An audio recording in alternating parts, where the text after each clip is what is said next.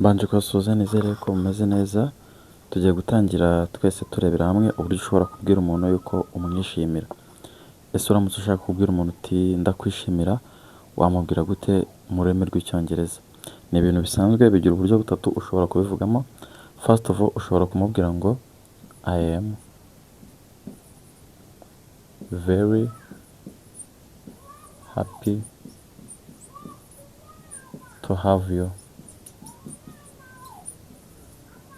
Ubwo ni uburyo bwa mbere ushobora kubwiramo umuntu yuko umwishimira, ukaba wafata telefone ukabimwandikira kuri WhatsApp, cyangwa se waba wamaze kumenya kwitoza kubivuga ukaba wanabimubwira muri kuvugana kuri telefone, ukamubwira ngo I am very happy to have you. Ni nko kuvuga ngo nishimiye kuba ngufite, ariko n'ubundi mu yandi magambo ni uburyo bwo kubwira umuntu ko umwishimiye. Ubundi buryo bwa kabiri ushobora kumubwira ngo I am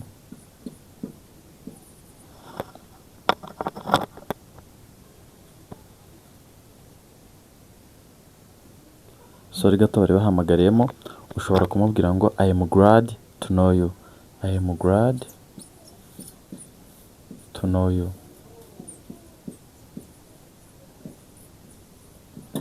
N'ubundi ubwiye umuntu ngo I am glad to know you, waba umubwiye ngo nishimiye kukumenya.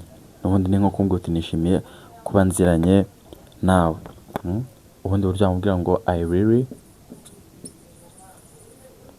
appreciate you.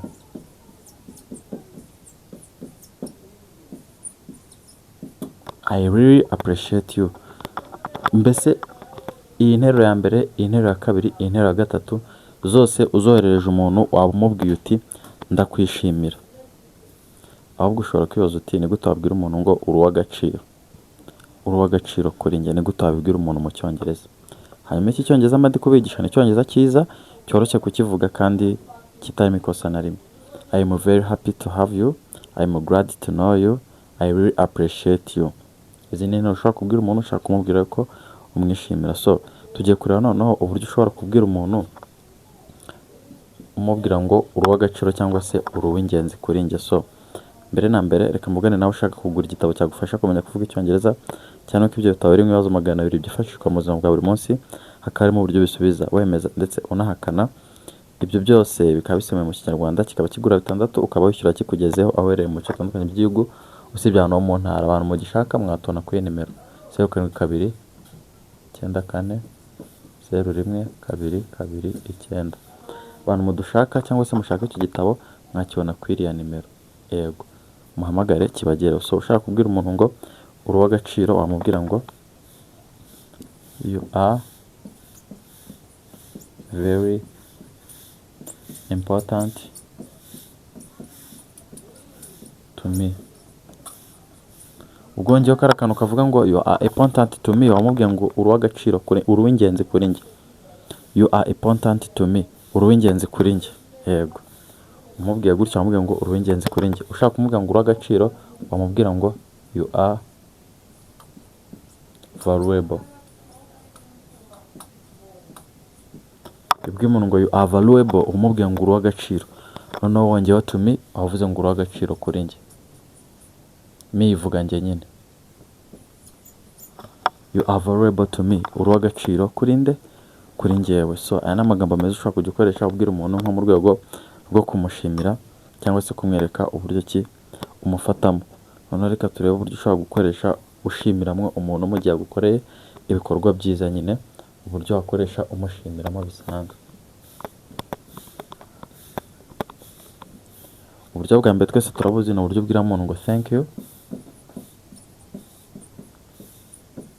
Ako nuzajya ushaka yuko bivugika neza, jya wongeraho akantu ka so much, umubwira uti thank you so much. Uko uvuze ngo thank you so much, iyo uvuze thank you uvuze ngo urakoze.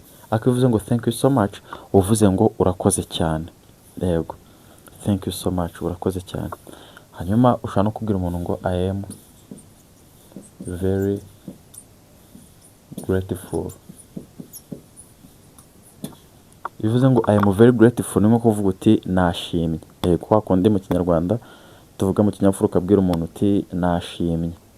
Umuntu akaba yagukorera ibintu byiza, ukaza nko kumwandikira akamesaje ukamubwira uti nashimye. Ushobora nko guhamagara umudiregiteri akaguha ishuri ry'umwana, umwana akajya gutangira, ukahita umubwira uti I'm very grateful, nashimye bisanzwe. Ushobora no kumubwira ngo I appreciate you, I appreciate you. Ubwo wavuze ngo ndagushimiye, I appreciate you, I appreciate you, ndagushimiye. Yego bisanzwe, I appreciate you, ndagushimiye. So hanyuma tujye kure uburyo wanenga umuntu mu gihe noneho yaba yakoze ibintu bidakwiriye. Ubura ni uburyo bwo gushimira umuntu. Ese noneho twamunenga gute? Ushaka kunenga umuntu mu gihe yakoze ibintu bidakwiriye, amubwira uti that was a mistake.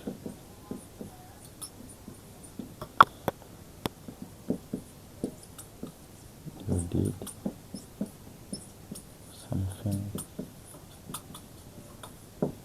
wrong.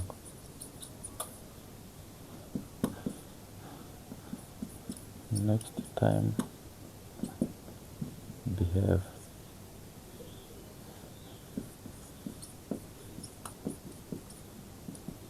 Okay? Ubu ni uburyo butatu bwo kunengamo umuntu wakoze amafuti. Ushobora kumubwira first of all that was a mistake. Ni nko kumubwira ibyo byari amakosa. Dufate nk'urugero kumwe, haba hari umushyitsi wenda mwamusukiye icyo kunywa, umwana akaza agasoma ku cyo kunywa cy'umushyitsi. Ushobora guhita ukebura umwana ukamubwira uti that was a mistake. Ibyo ni amakosa nyine, ibyo byari ikosa. Ni nko kumubwira uti ntuzabisubire.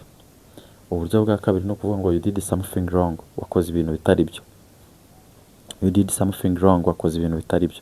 Dufate nk'urugero, umushuti wawe arakubwiye uti nagiye njyana nangura ibintu nibagirwa kwishyura. Ukamubaza uti se hasi uko wibutse ko bagiye kubishyura wabishyuye?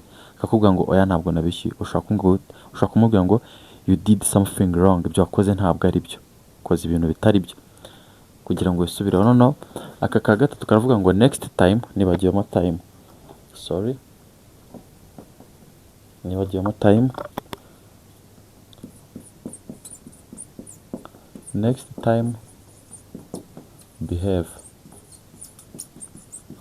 Ako kantu ka gatatu karavuga ngo ubutaha uzitwararike, cyangwa se ikindi gihe uzitwararike. Next time, behave. Ikindi gihe uzitwararike. Urumva ko ntabwo wabwira umuntu ngo azitwararike yari yitwaye neza. Ubwo yari yitwaye neza wamubwira uti thank you so much, cyangwa I'm very grateful, cyangwa I appreciate you.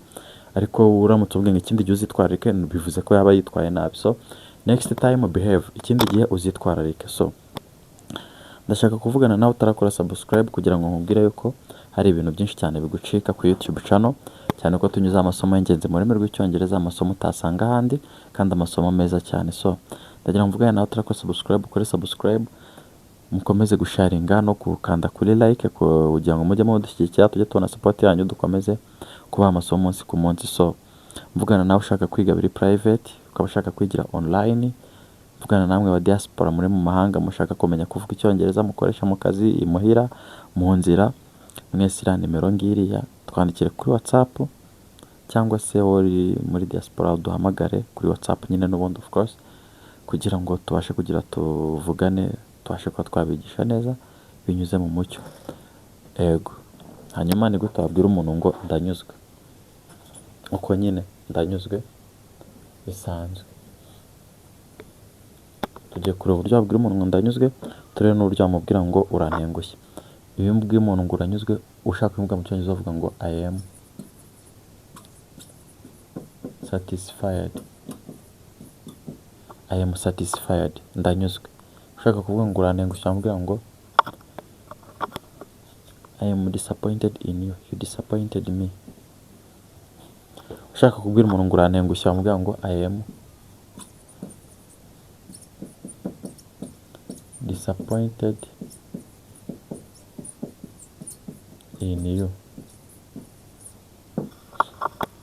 Ubwo wabwiye umuntu ngo urantengushye, kumwe uzi ko umuntu ari imfura, ari umuntu muzima nyine uraho bisanzwe, ariko akaba yagutenguha. Ushaka kumubwira ati I am disappointed in you. Ariko ushobora no kuvuga ngo you disappointed me, wantengushye. You disappointed